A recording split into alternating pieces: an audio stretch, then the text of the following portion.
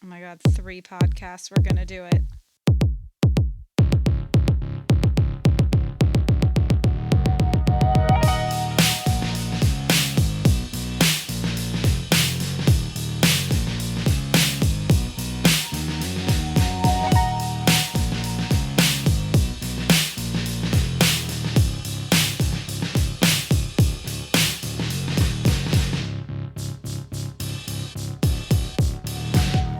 Here we are, Abe Cast Iron Brains, a podcast about all that other stuff that's not sports and mostly not nearly as much fun. My name is Bob, sitting across the way from my good friend and co-host. That's Abe. How you doing tonight, Abe? Doing well, Bob. Yeah, here we are. Lori's here too. How you doing tonight, Lori? Yeah. Yeah. Tonight is Monday, September 1st, 2025.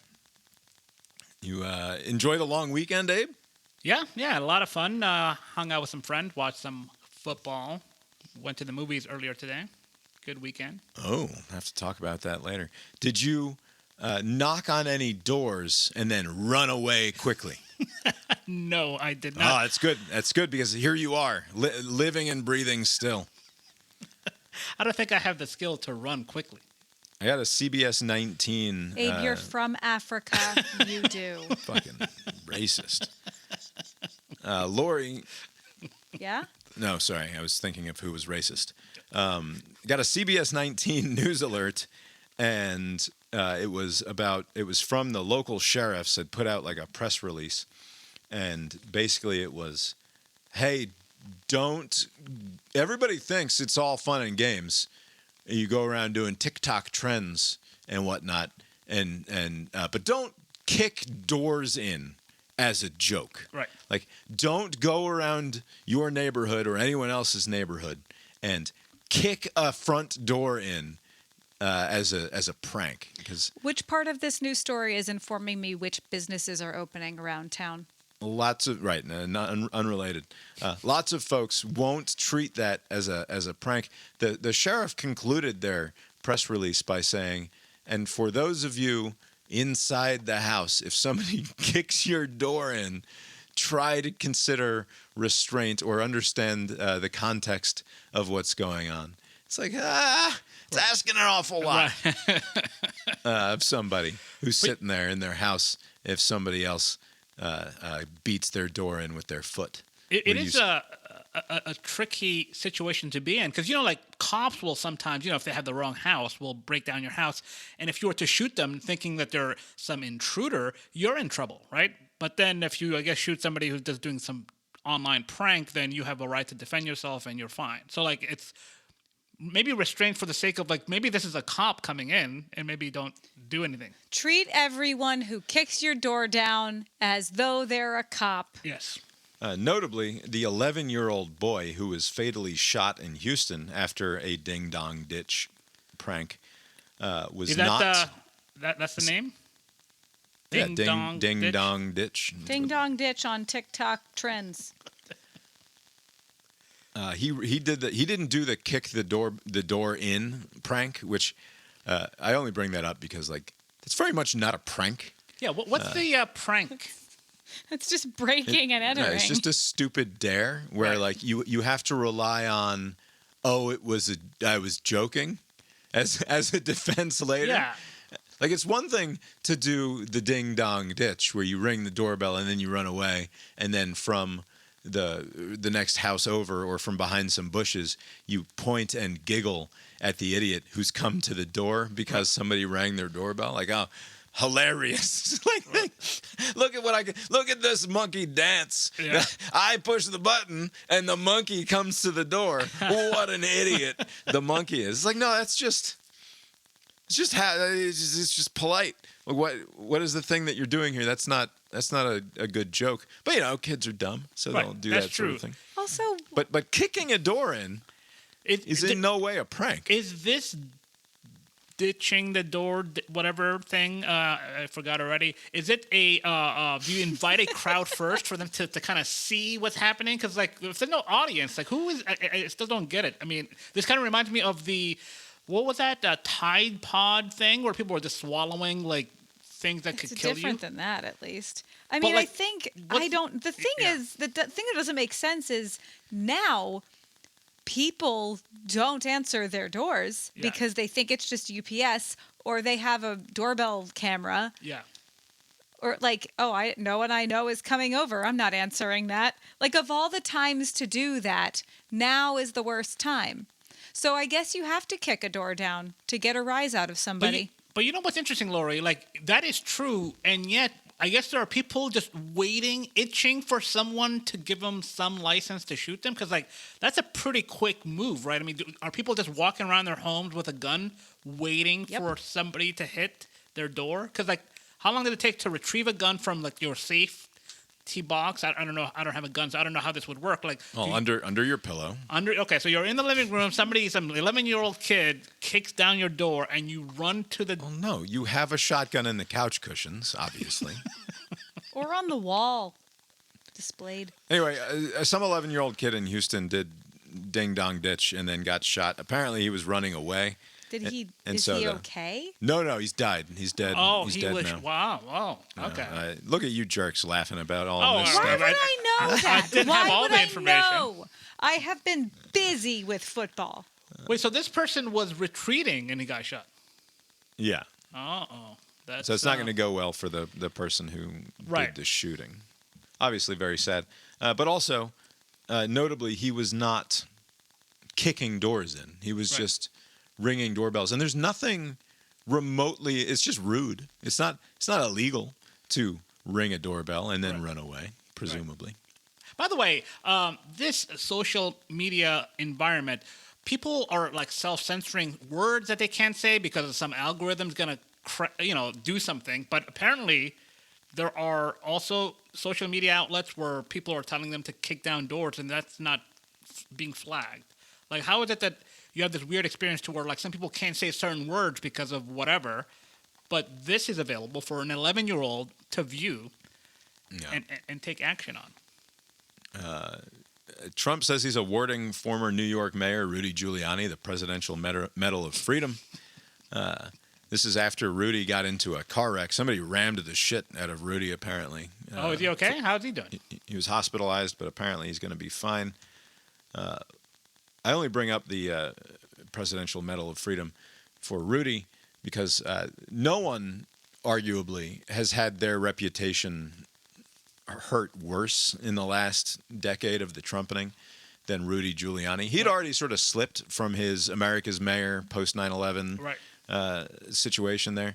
But like, if not for the trumpeting, like Rudy, we just would have largely forgotten about him. He would have died at some point in the next few years, and he would have been, I think, remembered mostly fondly. Not so much the case anymore after the Four Seasons debacle a few years ago, among plenty of other things where like he's just lying about the world now. Didn't he also get caught up in a like Borat stunt? Like there was something I remember. Yeah, that was very disturbing. Yeah. Do you think this is worth him getting stiffed by Trump for all of the legal services rendered? Because I think that Trump never paid Rudy for all of the work that he did. I think I remember that from a couple of years ago where Rudy was like GoFundMeing because he was running out of money because he was doing all this pro bono work for Trump that he didn't realize was pro bono. And Trump was like, no, it's, you're doing it for the press or whatever. Like, I'm keeping your name in the news. That's payment enough. Does this count towards the final bill there? You get a Presidential Medal of Freedom. Yeah, I think. efforts? I mean, you weren't getting paid either way, so might as well get something out of it and get this Medal of Freedom. So this would be who was the other guy that the blowhard Rush Limbaugh? He got it right. Yeah, Limbaugh got it before he died. I don't know. Is that worse? Is Rudy worse than Limbaugh getting the Presidential Medal of Freedom? I mean, it's No. No, It's 'Cause, I mean, long like I been the said, case because I mean, Rudy was like you said, America's man. He had like a pretty solid run. He was a prosecutor before then. He was going He after was the mob. in public service, Yeah. at least. So he's got a pretty strong resume. all right. I hit the two silly news items so that I could avoid the sadder news item. You don't have to talk about the sad thing. I feel like I do. but do you have anything new to say? I don't Can know. we just roll back the last shooting? If you just listened to NPR's morning podcast Up First, which is a little 10 to 15 minute daily newscast that they do, you would not know that the person who shot up the church in Minnesota last week was a transgender individual. How were they reporting Just it? identified as their taken name, right? The name that they legally changed their name to, and then referred to as the shooter or as their name or as they, them, largely. And then otherwise, their identity was completely obfuscated. Right.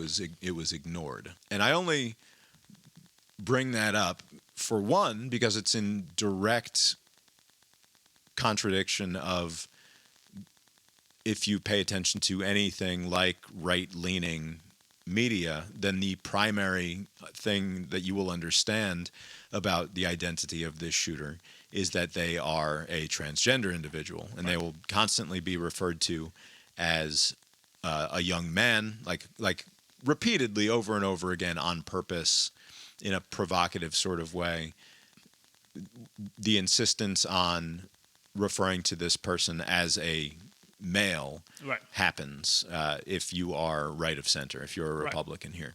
Almost daring someone to like go to the side of the perpetrator of this crime, right? So it's like, right? So it's like it's like almost kind of like a trap. Like, I dare you to like try to correct me here in this context. Like, I dare you. I dare you to tell me I'm dead naming this person when he killed a 10-year-old and 8-year-old who were praying in a church. Right.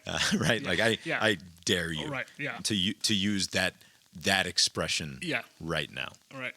I bring it up, this idea that if you'd read the New York Times coverage of this for the first couple of days or listened to NPR's Up First podcast, that, like, I think in the Times coverage there was passing mention of the bare facts, which is that this is a born male who transitioned when they were 17. They took on a female version of their name, essentially, had it legally changed, etc., with the consent of the parents, which, as far as I can tell, doing some further reading here, perhaps under some amount of duress, did the mother consent to this project of transition, but whatever. The mother was like working at this church school. The mother had worked there for a few years before retiring a couple of years ago, I believe, and she had since moved to Florida. Okay. So what's I did not read this person's whatever diatribe. Like, what's the angle? Like, why do they shoot? Because they mentally ill. Well, because they really wanted to kill a bunch of children because they admired mass shooters is the angle. And if you listen to what Kash Patel or Pam Bondi or any number of other Trump-adjacent right-winger type individuals are saying after this massacre, it is an anti-Catholic hate crime. It's somehow an anti-Jewish hate crime. It is that this person hated all of these different groups, and they seem like they're contradicting themselves, but also in the various writings and YouTube videos of this individual, they did express hatred for all of these groups. But the unifying theme, seemingly, of their so-called manifesto is just a deep admiration for people who had managed to do mass violence in this way in the past, and a desire to ape that behavior. And by a final body count metric, not terribly successful here, thank God. There was one dead 10-year-old, one dead 8-year-old, and I think 18 injured other school children. Absolutely horrific. As someone who went to Catholic school briefly in my childhood and knows what it's like to have a church adjacent to an elementary school, like I could picture it, right? It's the sort of thing in the same way that we've all been in a third grade classroom or whatever. So when the thing happens in Uvalde or the thing happens in Newtown, Connecticut, whether you've got kids or were once a kid yourself, it's easy to imagine the sort of carnage and nightmare that these children were experiencing.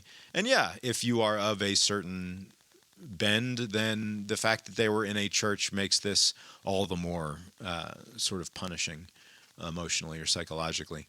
I don't know what it does for you as a person of faith. I'll be perfectly honest. I don't know how you can begin to square that particular circle. Right. That this sort of thing just happens in what is supposed to be a house of God, and what that says about anything about your belief system. I can't fathom, and that's looking at it at a 30,000 foot remove. And when you listen to the parents of the dead kids talk, that remove becomes entirely meaningless, right? This is just a human tragedy, the likes of which you just hope that you never have to personally experience, that the worst of it for you is experiencing it as a newspaper article or as a podcast on your stupid phone. Right. And anyway, to get back to the stupid coverage aspect here, I think it matters that if the identity of this shooter had been something else, then the New York Times and NPR would have covered that identity almost to the exclusion of everything else. Right. In the same way that because this is a transgender individual, the Trump administration and right-wing media are covering, from a motivation standpoint, the identity of this person almost to the exclusion of anything else. Right. That the entirety of it can almost be summed up in terms of the fact that this was a transgender individual. Right. And obviously, I think that that's awful. I don't think that there's anything inherent about someone's transgender identity that leads them to commit acts of mass violence. Right. I think that's obviously ridiculous. But the same can be said for any of the other identity, like if you go back to what happened in South Carolina, the ideological motivations of Dylan Roof were front and center. His existence as the angry white male made a great deal of difference to the way that crime was covered. And I'm not equating white supremacist hopes to start a race war as an ideology with confused 17-year-old changes their gender presentation from male to female as a totalizing worldview, right? Like, I don't think that that's necessarily the case. But I think the denial of it as a potential explanation for or symptom of an underlying mental state that is unstable is like we're missing something there if we're not getting that aspect of the story. And your responsibility as journalists is to simply report the facts of the case. And if at any point you find yourself hiding the identity of someone because it makes you uncomfortable in terms of what it might say about some broader swath of humanity, then maybe you've been going about your project all wrong all along, right? Because if you think that any of the immutable, particular or peculiar characteristics of one individual says anything about the broader swath of humanity, then you've fucked up, right? You've done the bad thing, and you're doing the bad thing. You're acknowledging that you've done the bad thing in the past by trying to hide the particulars or peculiarities of this person's particular presentation. Right. You know, what's interesting is that, I can't imagine anyone enjoys when this sort of thing happens, except, the crazy shooter who looks up to other people who do the same. But, like, most people, especially in the media, like, obviously terrible whenever this happens, but once it happens, there does seem to be this perverse desire for the motivation to be someone else's fault, like something that doesn't run up against whatever you believe, right? So if there is a mass shooting and it's like an illegal immigrant and they did it against just the general population, then that story will be taken one way. If it's a crazy right-wing militia racist type, it will be covered fully as that. If it's like anything that it's hard to attribute, I mean, there's been a lot of shootings where ultimately, if it boils down to like man hating women, or just having some, and then those usually just kind of like disappear from the headlines after a while. If there's nothing that you can attribute it to some larger thing, it usually falls by the wayside. And when you have something like this, you have a lot of mixed motivations here, admiring mass shooters. This person's trans, and so if you're doing this coverage, like you say, like you should reflect on how you go about covering it. And if you're pulling, I'm not saying punch it, but if you're changing your coverage because it runs counter to something that you believe, then you should change that process going forward. Because if it were not a trans person, if it was just some dude, some like, let's say a white supremacist, it would be covered as such. Like this is being treated as a hate crime, and this person's motivated by the right-wing ecosystem, dude, bro, bot. Like it would be like off to the races if it were like a clean motivation. But in this case, it seems to be like a little bit mixed, a little bit jumbled, and so the way that it's being covered is concerning. I will say I consume the PBS NewsHour, and they did cover it in the correct. They did say that this person was trans, like from the get-go.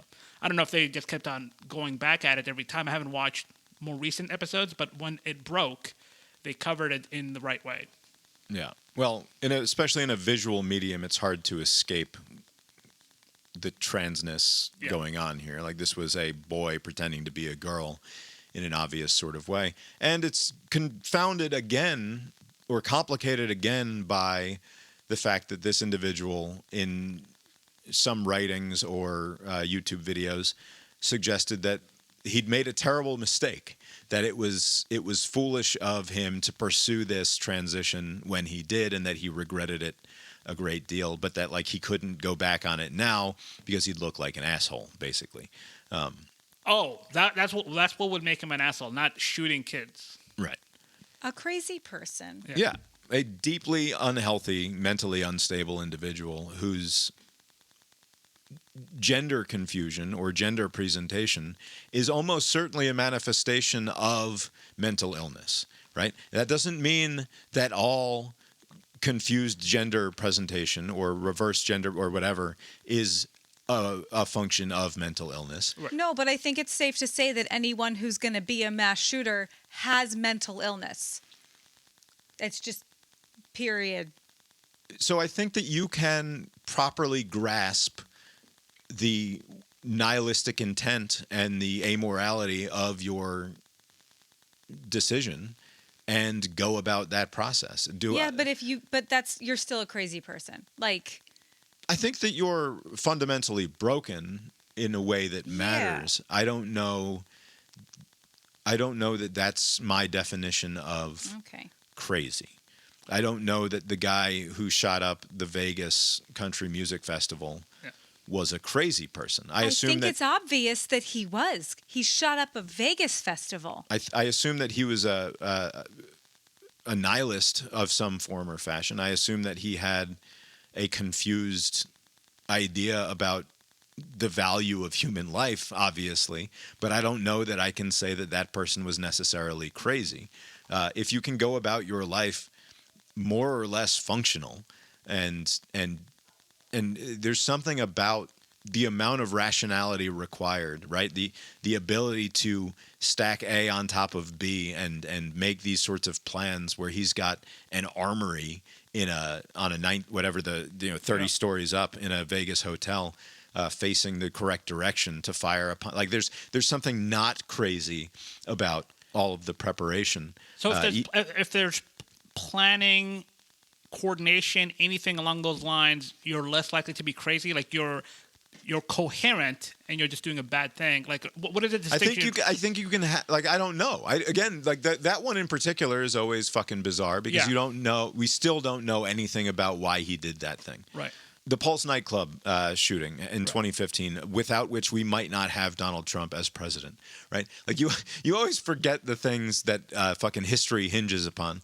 But an event like happened last week in Minnesota makes you remember that we need to shut down immigration from Muslim countries until we can figure out what the hell is going on. Right. That statement comes out of the Pulse nightclub Right. shooting, Right. right?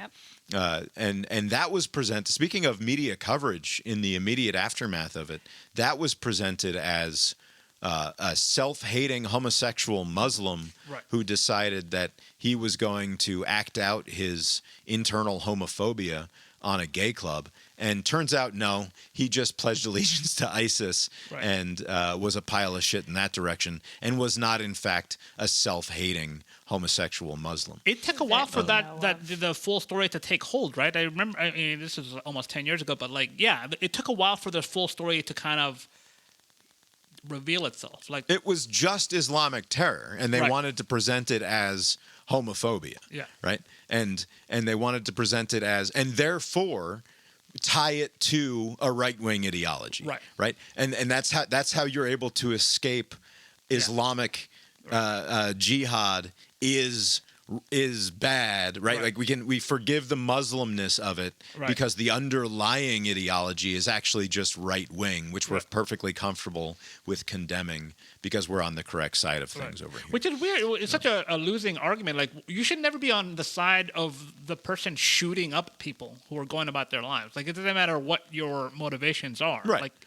but people And find I don't mean themselves. that I don't mean to suggest that NPR or the New York Times are on the side of this individual, but the way that they dance around these questions of identity suggests that they're afraid of offending the sensibilities of people or of stepping on the wrong toes in Right. terms of suggesting that somehow this person's transness had any bearing on their psychopathic desire to shoot up a bunch of kids. And again, I don't think that there's any like flat out, there is zero connection between gender dysmorphia or a desire to change your gender presentation in the world and doing mass violence. I think that's obviously not the case. Right. However, I'm less comfortable stating as obviously not the case the idea that whatever was pushing this person through their teenage years to identify as something other than the way that they presented in the world wasn't a corollary symptom in some way of a mental instability that ends up presenting itself in the worst way imaginable Right. a couple of years later. And yeah, they'll say, yes, he bought these guns legally, and he bought all of this ammunition legally, and I suppose that's supposed to mean something here. I think that it's perfectly reasonable to say that no one under the age of 25 should be permitted to buy guns like this. How old was this person? 19, I think, something like Oof, that. That's a tough age. 23. Sorry, not 19, but Okay. 23. Still. I don't want to rehash what was said on the Sunday shows about this because, again, there was some right of center person who went on and just like seemingly just trying to troll the interviewer into correcting him about the person's gender He presentation. did have that feeling, just like really digging into the he's Yeah. and man. Yeah. Like, okay, dude. And particularly doing something that I think is kind of shameful, which is why didn't the people around this person do anything to stop this from happening? Why didn't they love him enough Right. to stop this thing from happening? And like at some point, I don't know. Like I know it's you want to blame the people around him, I suppose, rather than putting the blame on the individual.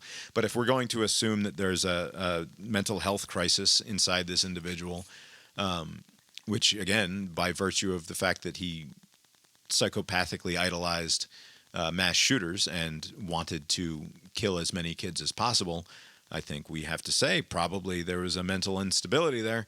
I don't know that you can blame, like, how do you blame the people around that person for not having done enough? Or how do you go out in public and say it's your fault that this guy went out and killed 2 kids in a church? Right. But you know what's interesting is that every time this happens, and this happens far too often, but like every like permutation of this has happened. I mean, the one constant is, you know, the gun part and then the man part. I mean, there's been a woman once in a blue moon, but it's generally dudes. There And have it's- been trans women. Yeah, trans women. There you go. And and guns. But like there was a shooting at a military base here in Georgia not too long ago.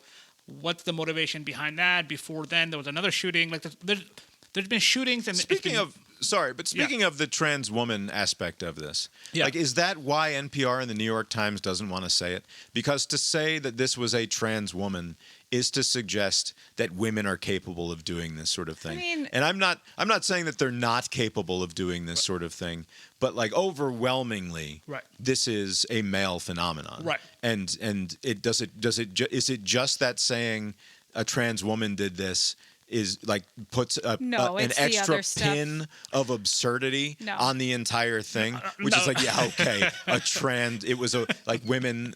a woman shot up a church. Yeah, okay. sure they did. It was a woman who fantasized about getting a gun and killing as many school children as Random possible. people.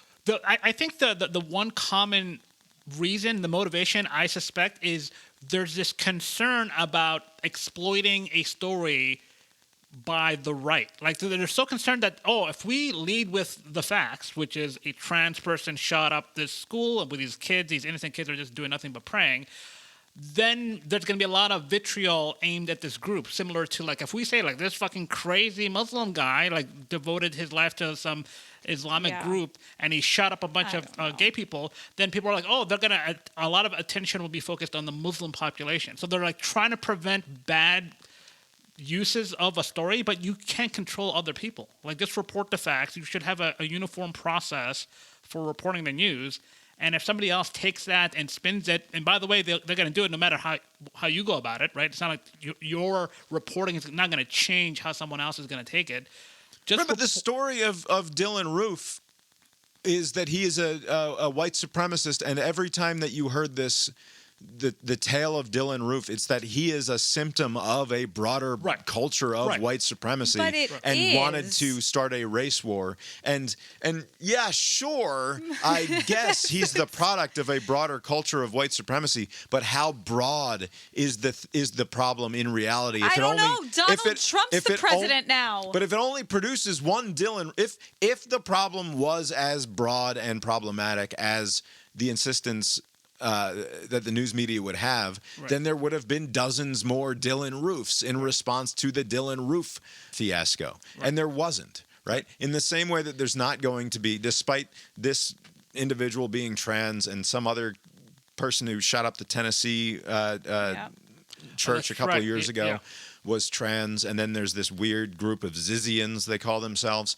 who are doing violences out there in the world. There's not anything inherent to the white that makes him want to shoot up the black church any more than there's anything inherent to the trans individual that makes them want to shoot up the church. But you know, like, what if somebody, like the Pulse nightclub, right? Like, what if like somebody like explicitly states that I'm doing this for global jihad, right? And I want this to spark some larger whatever, just like how sometimes you'll have, I want a race war to begin. Like, what is that Manson's thing? Like, he thinks like if we, like, this will be like an inciting event, and you like, so like if somebody has very explicit aims, then you can draw larger conclusion. You know, you can make larger points. But like if it just so happens to be like a white person killed somebody, that's not enough. Or if a trans person happens to kill a bunch of people, that's not enough. There has to be something more tying to the motivation. And so, like, maybe there needs to be some sort of standard way to approach it for all incidents and not just whenever it favors one side over the other. The thing that is depressing to me, and the reason that I wanted to talk about it from the perspective of the coverage, is that it has become functionally impossible for us to collectively mourn something like this. Yeah. We cannot do it anymore. Right. After Columbine, we could collectively mourn that because the facts of the case would be reported by everyone, and it was just an awful human tragedy. Right. After 9/11, we could collectively mourn that. But because we live in this utterly bifurcated media environment where no one of the right trusts the mainstream media, and no one of the mainstream trusts anything but the mainstream media, and no one of the left trusts anything to the right of them, right? You get all of your news and information from your own silo that is just going to feed you what it is that you want to hear and tell you that the world is just as bad as you imagine it to be, but because of your particular set of enemies, right? So for the people in the mainstream listening to NPR or the New York Times, the problem is gun control and Republicans. For people listening to Fox News or the Trump press secretary, the problem is these fucking gender psychos, right? Like it makes it functionally impossible for us to come to any sort of collective understanding and resolution, right? And peace about it afterwards. And that we've lost, like, and maybe we never had it, but to me it feels like something important has been lost in that regard. I think it's likely the frequency that made it change. Because, you know, like Columbine was like just an outlier event. Like, holy shit. Like, you know, now... All the other school shootings before that had been much smaller. Yeah, yeah. It was not automatic weapons. Right. It was like a kid would come to school and shoot a few kids. Right. Columbine changed everything. Yeah, and they even changed it makes people like this person obsessed with that kind of thing. Right. Like they started a whole thing. Right. And, you know, like it even changed the approach, because I think the police in the past would like wait and then try to negotiate or whatever. And now it's like they're just trying to kill as many people as they can. So you need to engage immediately. So like a lot of things did change, but I do think that it happens so frequently, and there's been a lot of like, you know, we need to address it by A, B, and C. So, like, if one side is like, we need to control the guns, and the other side is saying, oh, it's not the guns, it's like mental health, but we're not going to do anything about it. And so then it becomes like you need to defend your side at all times. So there isn't that opportunity for mourning, like you say, because you need to kind of defend your position. So, like, when tragedy strikes, you're like, okay, hopefully it's not something that's on my side. Like, hopefully it's something on the other side. And then we can pounce if it is, and if we can disregard it if it's not, you know. And that's kind of where we are, which is kind of a ridiculous, absurd position to be in, to where you're choosing sides over some crazy person killing people. But here we are.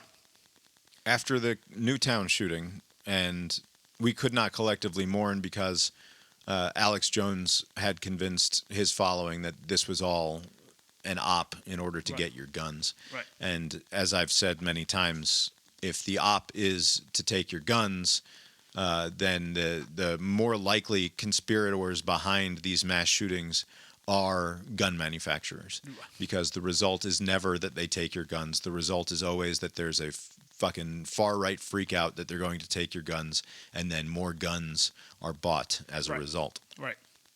To your initial point about, like, I don't know how a parent, if you're like a religious person, how you can kind of square away what happened. Like, isn't there like this fallen world thinking where like you live in this world where sin happens and people do terrible things, and it'll be sorted out in the hereafter, right? So like this would kind of be in keeping with terrible things happen on earth because, you know, humans are, you know, sinful. So you think it'd be kind of like categorized under that, as hard as it is to do in this specific case if you're a parent. But like, doesn't religion have an answer to that? I don't know if it has an answer to it as much as it has a rationalization for it, I think is probably what my response would be. I mean, the alternative explanation, the competing theory is like shit happens sometime to people die, right? So which is like less comforting and likely more true, right? So it's like things happen sometimes. Likely more true. Right. And so, but people don't want to gravitate towards that, so you stick to it'll be sorted out later. Yeah. All right. To pivot away from that, I'll probably post a link to my, as Lori says, this happens often enough where you've said everything that needs to be said. Before, I have an essay that I wrote a few years ago in response to some mass shooting or another that I tend to reread in moments like this. So I'll post a link to that in the show note if it's probably Sandy Hook. That's something that you want to read. Or the Miami one. I would like to move on to something else, which is oddly, unfortunately related, but don't take this as being related to the conversation that we just had. I got a text from a fellow parent last week, I also got the text from the same parent.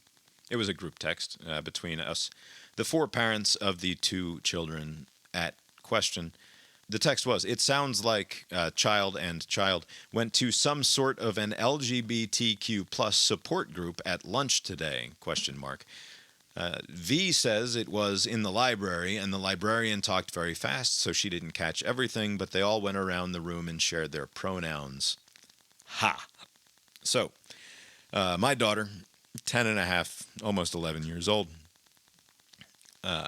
in the fifth grade at her upper elementary school, was somehow recruited into, and I'm sorry, I'm not trying to do the grooming conversation here, but she was recruited into going into the library during her lunch period and participating in Pride Club, as was described to her. She At the student level, or was this a staff member of the school that was doing the invitation recruiting? I think it was a teacher walking around and doing the recruitment. And then it ended up being 10 or 12 or 15 kids in the library to have their lunch. There was a 5-minute, this is what I got from Katie later, was there's a quick rundown of, like, the librarian just talked a bunch and then they just ate their lunch and that was the end of it. And I hadn't heard, I ask Katie every day when she comes home from school, anything fun happened in school today? And then she usually will say something, and then I say, well, anything not fun or anything else worth mentioning? And usually she comes up with some nonsense that happened on the playground, and I don't care. But I pretend to care. And the other kids do not behave themselves. Right, and she's disappointed in the behavior of her fellow 10 and 11-year-olds. Because they're behaving like 10 and 11-year-olds, and she's acting like a 27-year-old student teacher who's just visiting the classroom for a semester.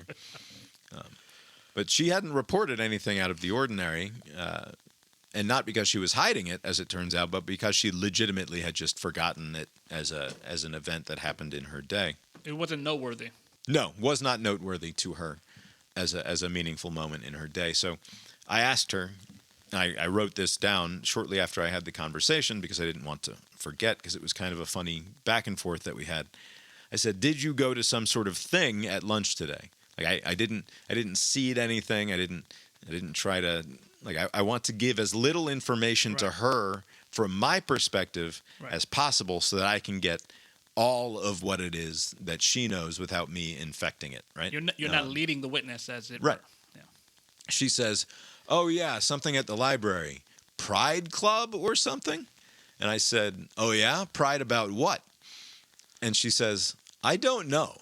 We had to get a pass because you have to get a pass to go everywhere at school." This is the thing that she thinks is meaningful in this whole thing is I needed a hall pass, which is stupid because I'm in the school anyway. Yeah. Why do I need a hall pass? I didn't need a hall pass at my old school. Yeah. Why do I need a hall pass now? You have to get a pass to go anywhere in this place. I have to get a pass to go everywhere at this school. The librarian just talked a lot, and then we ate lunch. And I said to her, usually this sort of pride is about people who are thinking about gender or sexuality stuff a lot. Like, do you know the letters LGBTQ? Yeah. And she says, "Oh, yeah, and plus." But that's not what this was about. And I said, "No?" She said, "I don't think so. We did have to say our pronouns." And I said, "How did you end up there?" And she says, "I don't know. They just kind of asked." And I went because my friends were going. And that was about as much information as I could get from her, except that I then went on. The recruiting is not going well, guys. The LGBTQ plus is not going well. I went on to explain to her, like, no, it was like the Pride Club is about LGBTQ stuff. And like, there's nothing wrong with that, but usually the types of people who are in these types of clubs are people who are thinking about that sort of stuff a lot. Right. And you don't seem to me like that's anything that you're thinking about. And she says, "No." And so like Think about bunnies. and my jokey response, this is not what I said to her, but like that, because it's not just LGBTQ, it's now like LGBTQQ plus IA, like it's this whole thing. That's what the plus is for. I think the extra Q is in this Pride Club is questioning what the hell is it that I'm doing here? Right. Like it's such an inclusive club at this point that it includes literally everyone. But so I bring this up as a point of conversation here because I think, for one, if I were a hair more reactionary, right? Like this is a dangerous game. We didn't know about this from the school. The We school found is out playing. from a parent. And so if I were even a little bit more on the side of like the whole reason that the governor of this state is the governor of this state, right? Like back in 2021, we elected it's not Ralph Northam. Glenn It's Youngkin. Glenn Youngkin. Youngkin, I said it. Right. Northam went out and Youngkin came in because of the bathroom stuff. the bathroom stuff more than anything else. And Youngkin said, I think girls should go in girls' bathrooms and boys should go in boys' bathrooms, and never the two shall meet. Right. And most people in Virginia were like, yeah, that checks out. Right. And like not to dismiss the concerns of the trans community or what have you. Right. But like, sorry, that's a winning message. Right. In our times. You know what I don't understand? Perhaps they're well-meaning. I don't know. This teacher-led whatever. The approach is a bit fucked up, right? Because like you are doing this under the radar, right?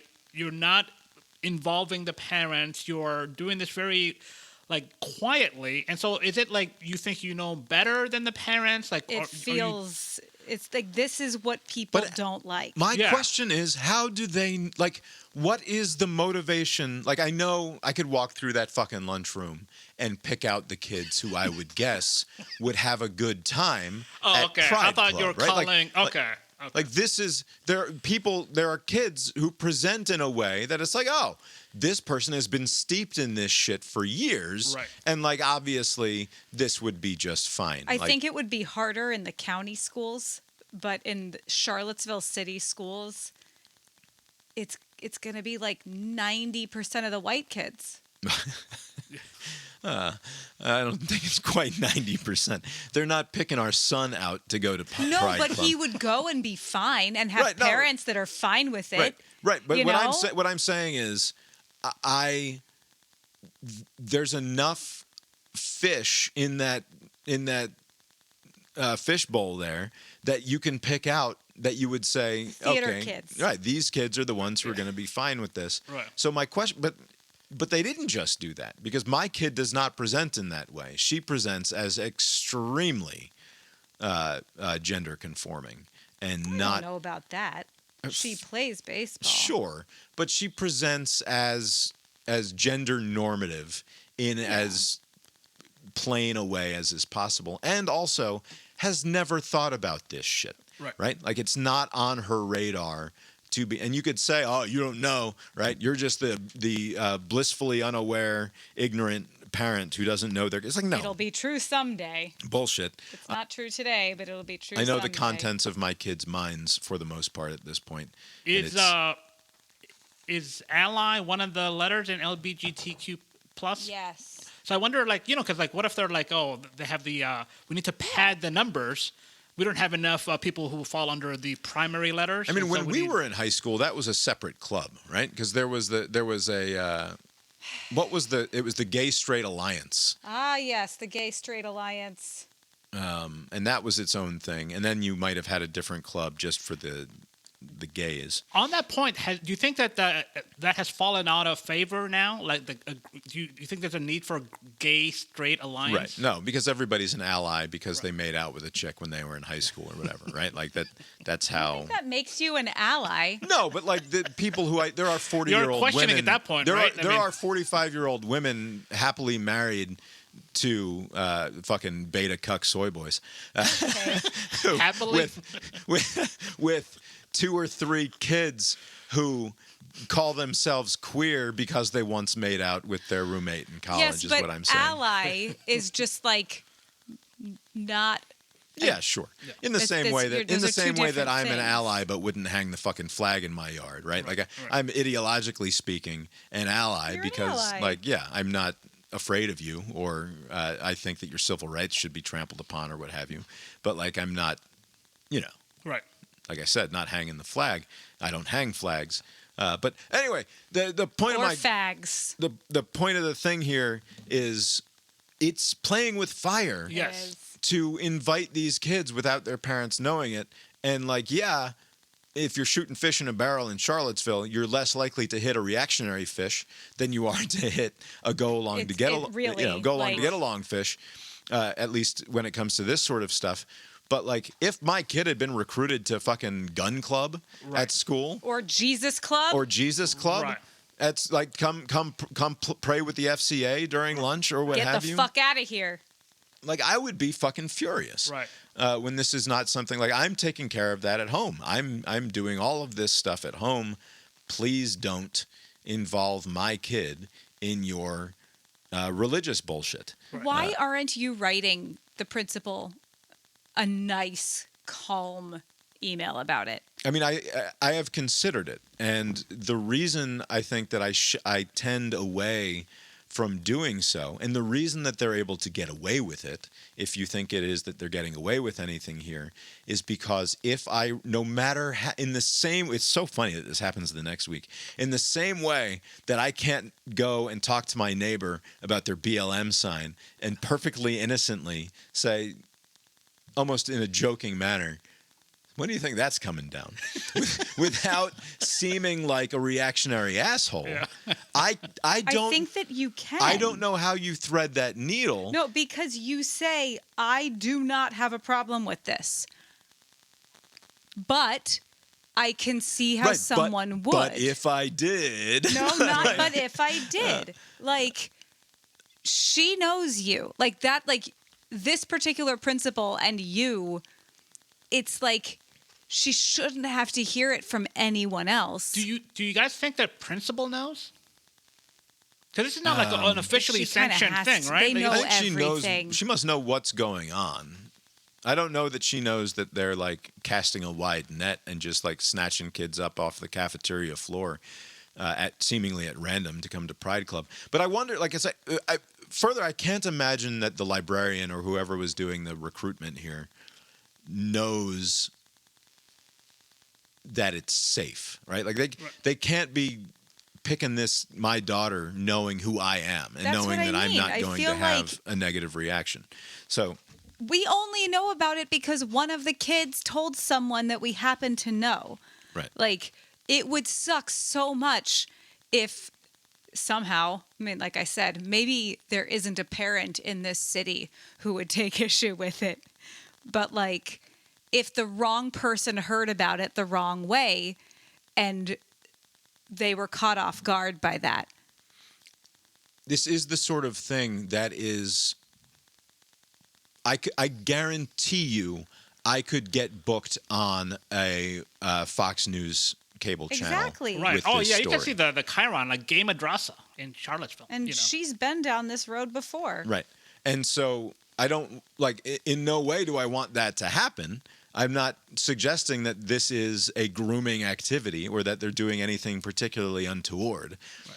But given everything, Right. like, it seems like you're just begging to have somebody blow your shit up Right. in a way that's profoundly negative. Like this, like the school is inviting kids at random into Pride Club and then giving them the spiel and the language and the vocabulary that they otherwise do not possess to start identifying psychologically in some way with this thing, right? And not to allow myself to go the full reactionary here.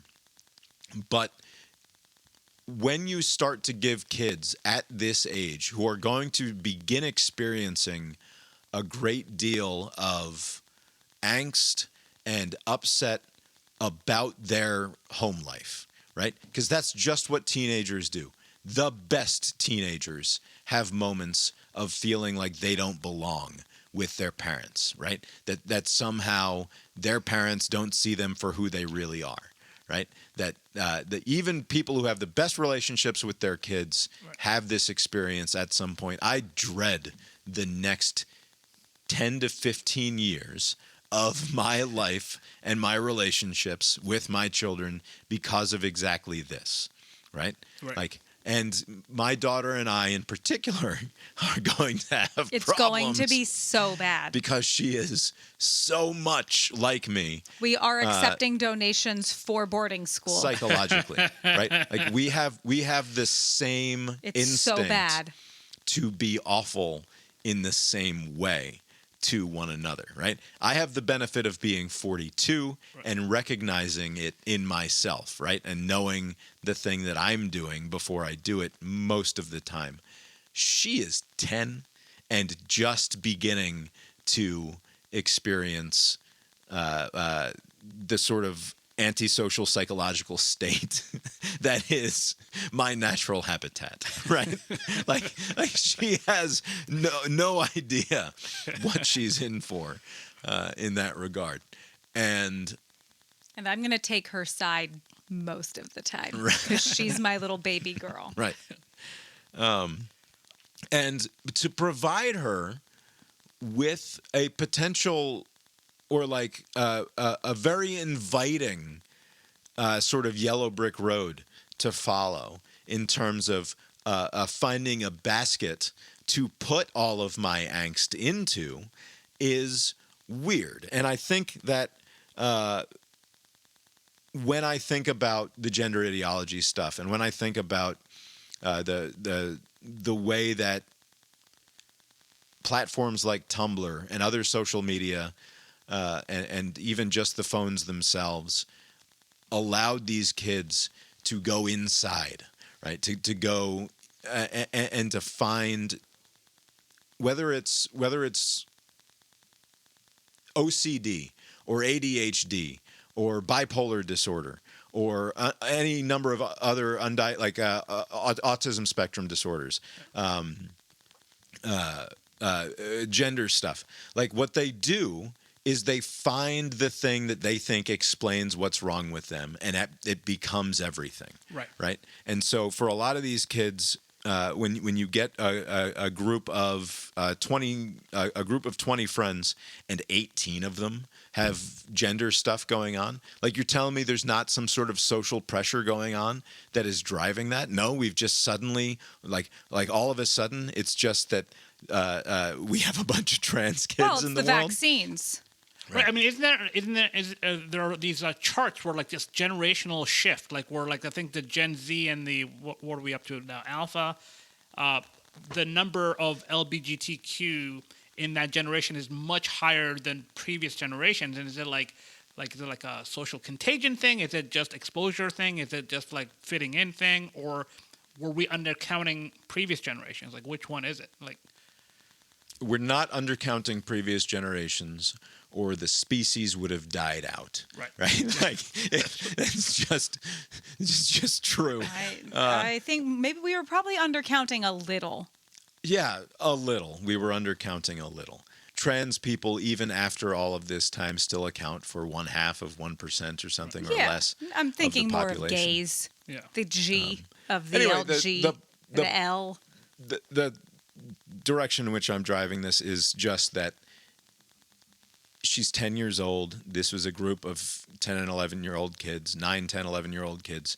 And it is, to me, even as someone who's not going to have the antisocial reactionary reaction to this, that I think, like, there are people who will listen to me or who might listen to me explain this situation who would be furious with me for not confronting the school, for not speaking up, right? And I think that they would be, certainly in their own mind, they're justified in that upset. There's a kernel of something there that's right. That fundamentally I should object to the school trying to have this sort of an impact on the way that my child sees the world that previously had not occurred to. I have no problem with the gaze occurring naturally, right? like there's I have less than no problem. Like to say that I have no problem with it is to suggest that I do, but I don't. I legitimately no. I think it's just a thing that happens, right? But also a thing that happens is that a vulnerable or vulnerable is wrong. An impressionable kid is going to believe that they have discovered that they now have somewhere to stick their upset, right? Something that explains why they are upset. Right. And that can become part of your identity when it doesn't actually have anything to do with who you really are. Lori? I'm just laughing because she will decide that the source of that upset is you, no matter what happens at that school. Right. And she'll be right. Just like you decided exactly what it was for yourself. And you guys have in common is you're not impressionable people. Right. One of the things that is good news. She is not every student. For me is that I recognize that the thing that I push against with her the most is going to be the thing that she's going to want to adopt the most. Right. So like I am aware that the more reactionary I am in response to any one particular thing, the more likely it is that is going to be the thing that she seeks to do or to exhibit in terms of behavior. Like, I mean, even just down to anything. When I yell at her about her shoes not being put away, the guarantee is that the next day the shoes will not be put away because, like, she will say, "I'm just forgetful," but I'm not sure that's it. Oh, I forgot how much you hated it when I left my shoes out. Is it? Ugh, me again. Is it foolish of me not to say something to the school about this? And not in terms of the school should be smarter about this shit, because I think that they probably should. But, like, is the reactionary who lives inside me, who I'm keeping at bay a lot of the time, does he have a point? No. I mean, there is one point that you do have is the fact that you found about it the way that you did does not inspire confidence in the way that the school is running things, like to where they're not sharing information with the parent who has supervision over their kids, right? I mean, isn't that how it works? Parents are overseeing their kids' development, and so for them not the irony to that point, though, is that they would not report. They would not go out of their way to send me an email or give me a call and say, "Hey, just so you know, you might be excited. Your kid went to Pride Club today." That's right. Right? Yeah. But the reason that they wouldn't do that is because their ideological position is that they might be putting that child in danger, right. to alert the parent that the kid went to Pride Club that day. Except I know that our particular principal is like incredibly religious. I know that. Sure. I don't think.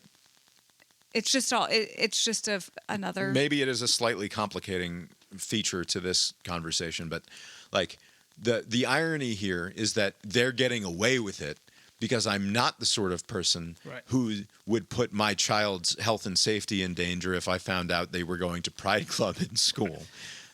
But if I were, they wouldn't tell me about it, right? Sure. Like there's a disconnect here that allows them to get away with it, essentially.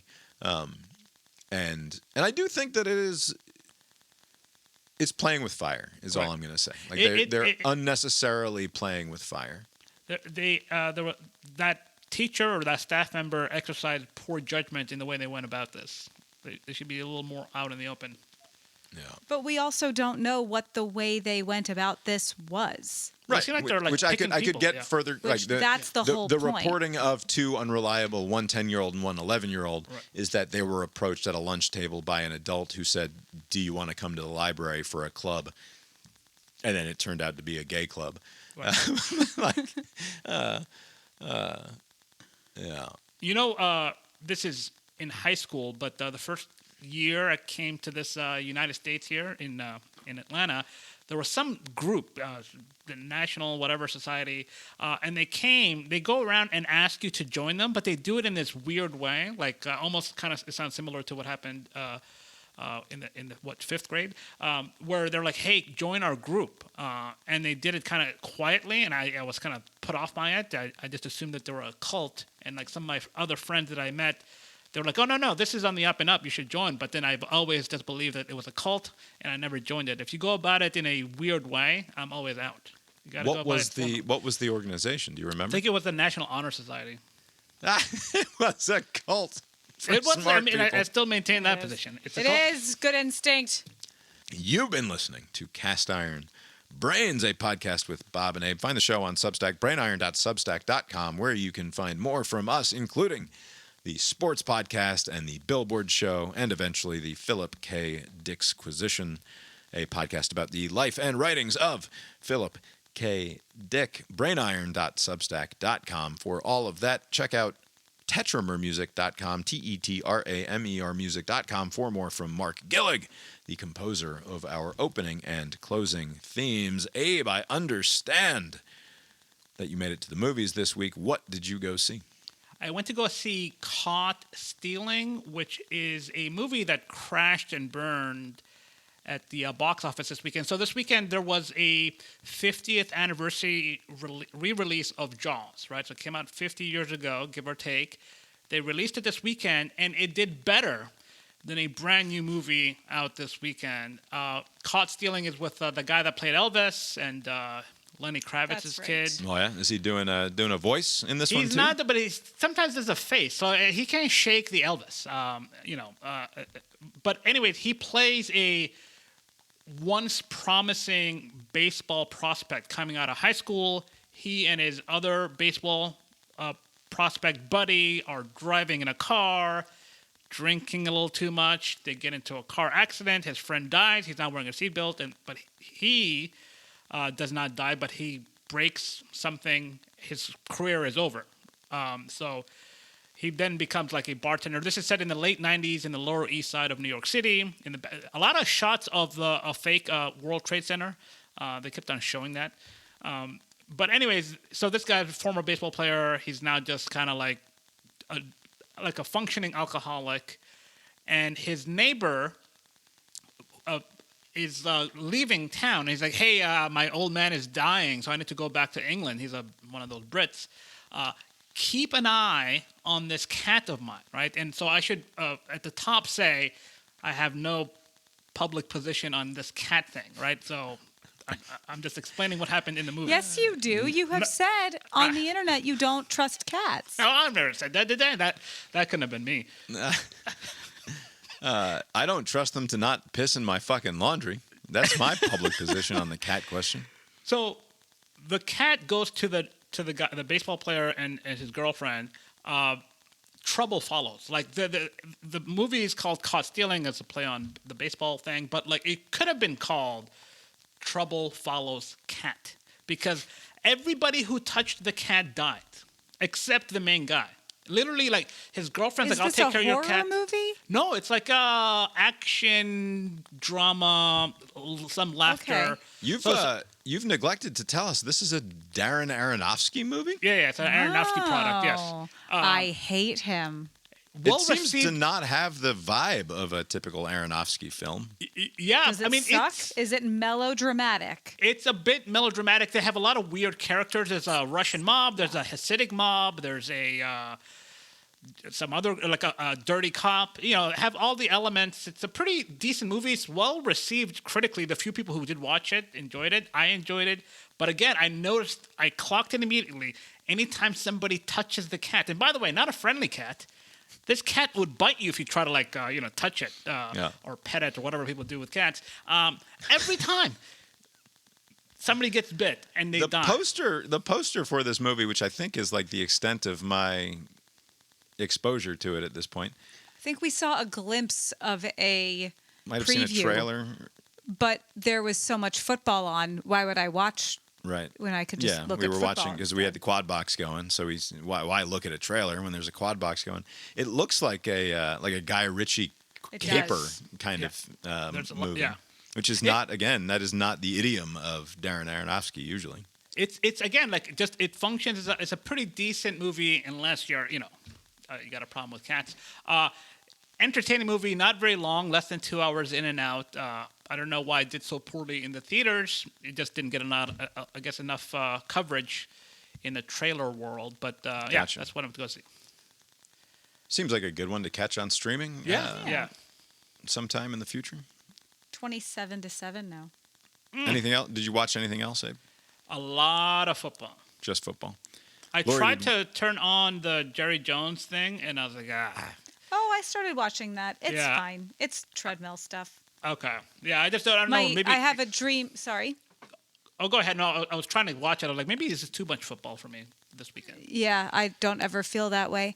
My dream project now is to somehow, and maybe just like old style GeoCities website, clicking links, link all of the college football documentaries together. Maybe all of the sports documentaries. Like, they all connect somehow. Yeah. Like, because I watched Catholics versus Convicts. What's his name? The coach.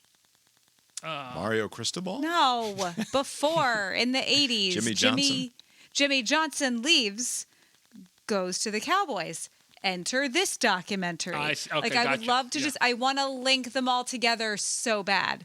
So, when I'm old. That'd be pretty good. I know. Did we watch anything besides Nope. football? It's just pure football the whole time? Pure football. I guess it's that time of year. Well, this weekend in particular. Yeah. I was, I don't know. I was somewhat, I'm sure Lori noticed. Bob was in a fucking weird, sort of- bad mood all weekend. I mean, I wasn't in a bad mood. I was just like morose because of this fucking school shooting and all of the associated nonsense. So when I ask you what's wrong, why don't you say I'm bummed about a school I mean, shooting but and it not make wasn't- me feel like I'm crazy? It wasn't just like I'm stressing about the start of the baseball season coming soon too, and I'm having to deal with multiple divisions of baseball and scheduling all this nonsense. And it's a pain Again, in all the ass. stuff that when I say what's wrong, you could answer Yeah. that instead of lie. Instead it's of lie fine, to my but at face the same time, and make me it's- feel crazy. At the same time, it's fucking fine. I just, it's just, I don't know. I think I tend to get morose when all of a sudden I'm watching way more media than I have been up to this point. So And, many like, commercials. This one, I like, during the non-football time of the year, you can escape a lot of the commercials. If you're watching streaming, there's not a lot of commercials. My YouTube stream is commercial free, but there's no avoiding commercials during football season unless you time it in such a way that you're kind of doing a time delay.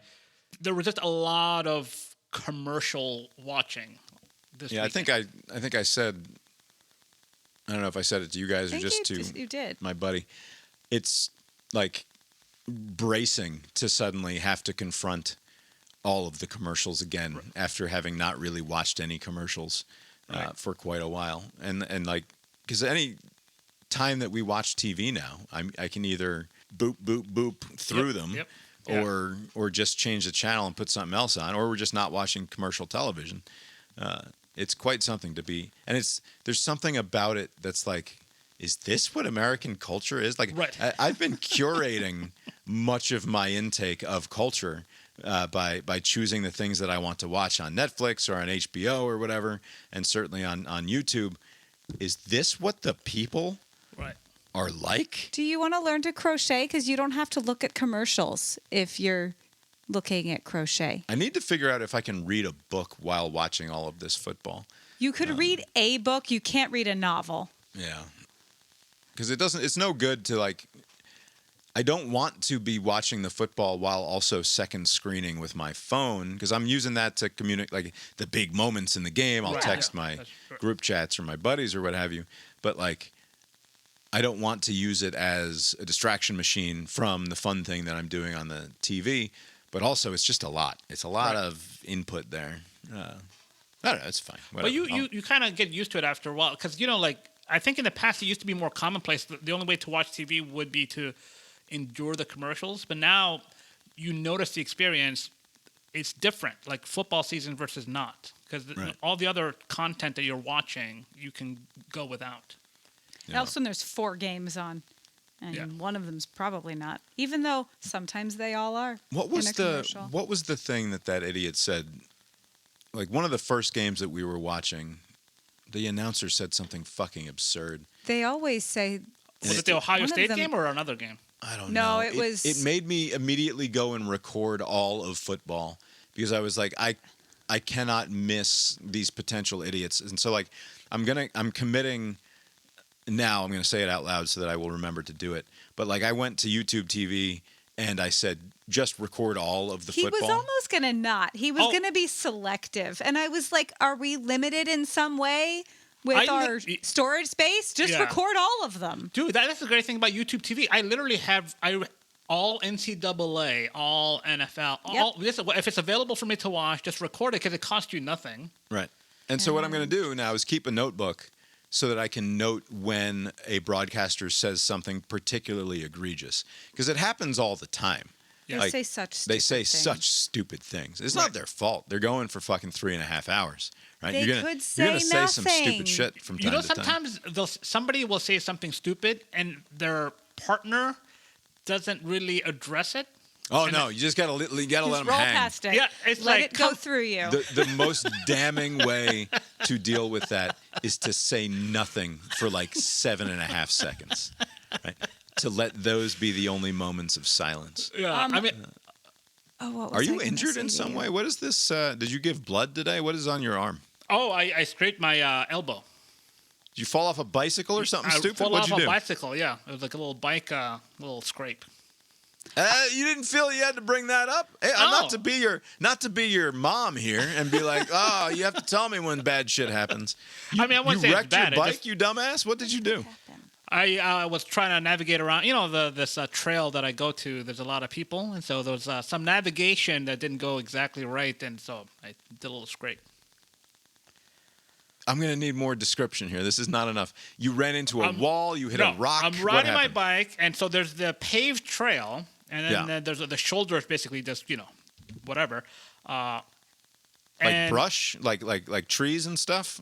So there's a little dirt, and then it goes into it's like grass. Okay. But then it changes. Sometimes you have like a bit of a rougher shoulder, but it's generally like dirt Right. and gravel and whatnot. And so like I'm going by somebody, and the tire clips the edge of the trail. Slips off the edge of the pavement Right. into the dirt shoulder. Yeah. So then I go left, and then instead of like using my hand, it was kind of like a forearm kind of setup. And Onto the ground, so you just Yeah, onto ditched the ground. fully off the bike. yeah, and so it was just boom, and here I am, still alive. Who took care of you? You, or did you go to a place to get wrapped up? I just went to the Kroger and I got a little. Okay, I don't know how serious the goddamn No, scrape if is. it was serious, I would have mentioned. No, it's not a serious thing. I It's just gotcha. yeah. Abe, we worry about you. Oh yeah. Hey, I'm still We do. alive. Are you sure that's not like werewolf injuries that you are hiding under a? He's not sure. At first, I thought it was just your white undershirt, and then I noticed there's no undershirt on the other side, so Yeah. that's not an undershirt at all. It's a No. it's a medical bandage. So I'm going to hold you to the noting dumb things. Yeah, I'll have a notebook next to the thing there. I have a phone. Wait, You so don't need a are you notebook. kind of lost track? What was the dumb thing? I don't remember. We don't know Okay. because That's the he problem. didn't write I it didn't down. note it, but Yeah. it was so stupid that it inspired me. It to, was either Thursday or Friday night. I think It was early. I think it was Friday night. I think it was Friday night, which was Georgia Tech, and Yeah, it was just it was like during a person it was who early doesn't in know the how Georgia football Tech game. goes. Okay. It was early in the Georgia Tech game. They said something incredibly stupid, and I said, "I've got to record all this shit," because last year I had the idea, did so and so play-by-play man get off a good one in the fashion and to the exacting standards of Mark Strassman, and I only did that segment like one time. And it was because I just didn't note enough when somebody said something particularly stupid or egregious. And now I'm going to note it. Right. 'Cause it's a surprisingly hard thing to get the highlight that you want Yes. out of, because like there's always a highlights package from these games, but they're never giving you the exact thing that I want or remembered. And they also have the technology is such that if you try to do some screen recording, it's going to block it out. So you can't just record. No, yeah. I'm reduced to taking video of my television Right. like it's fucking 1999 or whatever. Right. Like I should be able to screen capture anything at this point, but instead I have to take out my phone and record it like I'm taking video. It's more authentic. concert. 34-7 now. Good Lord, what is happening in Chapel Bill? I don't know, but it's getting That's late. So remarkable. gotta say Wow. bye. For example, I had to take video of Haynes King getting punched right in the dick Oh, that's right. on remember that. Friday night, and then send it out as a video on my phone instead of just screen capping it from the YouTube TV app. Yeah. No, it's frustrating. Sometimes, like, Twitter was good for that in the past. Yeah. All right. Okay, good night. Let's see. Real quick, I have gotten new books from the library. Oh, no, nothing's quick. I haven't really read any of them yet, though. Then it'll be quick. I went there and said, give me those 4 books. And the chances that I finish those 4 books during football season and fall ball for my Little League are now 0. And probably I'm going to end up paying for those books because I'm going to be, I think I'm a spiteful library user where I will not return a book that I have not yet read. And so instead we'll just accrue fines. Wait, I have a question. Who's paying these fines? A small amount of fines. Come on, it's paltry. No, Also, no, we're not paying for books. To what end? We What's pay the for angle? TV. What's the angle? I mean, in theory, it motivates you to fucking read the thing, right? Ah, that's true. I think that's what is going on there. Anyway, Abe, have you got anything else for us tonight? Nope. I guess that's all we've got for you tonight, then. We will talk to you next time. Later.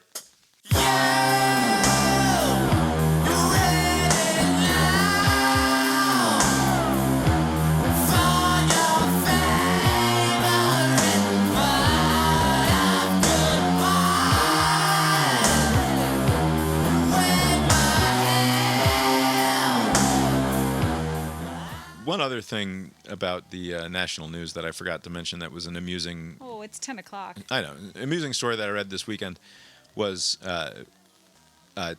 apparently Trump and Narendra Modi, the president of India, are on the outs because Trump was trying to take credit for stopping a war between Pakistan and India and saying, like, they've been mad at each other for 100 years, and all it took was me calling over there and be like, "Hey guys, knock it off." Yeah. And Modi was like super mad at Trump, insisting that he deserves a Nobel Peace Prize for stopping that war among dozens of other wars that Trump claims to have stopped. Trump out here claiming stopped wars like Auburn claiming national titles. Weird parallels there. I know. But the idea that Trump could have a falling out with the president of a country of 1.5 billion people, who he was previously super tight buddies with, and driving him into the arms of China because he's trying to take credit for stopping a war that Trump had absolutely zero part in stopping any of the conflict there. Right. It was particularly amusing to me. It is interesting seeing the images where the leader of China, Russia, and India are all buddying up together. It's not very, it's not good to see, but here we are. And I don't know why you would piss off even more countries when you don't need to. All right.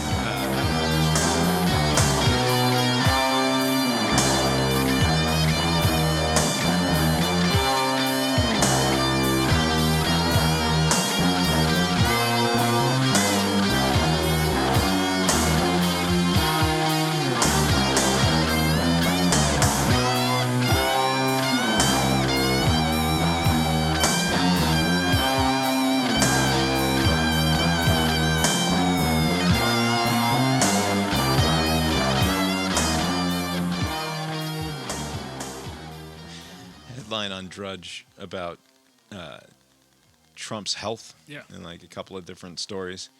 The one that says Russian state TV weighs in, quote, Queen also had bruise and then died, end quote. This is very helpful, Russian state TV. Thank you.